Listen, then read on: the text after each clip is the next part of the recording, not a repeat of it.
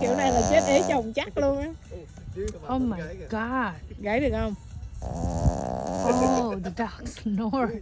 Ok. Dog snoring. Yep. Okay. Lord. Look, watch. Have you ever seen a dog that is snoring that loud? Oh my Ever? God. One, Come two, on. three, yo. Duy chưa quay hả? Nãy giờ mới nói Yo, chết cha luôn. Duy chưa I quay. did, I did. You did? Yeah, I did. Làm lại. Okay. Okay, done. Done.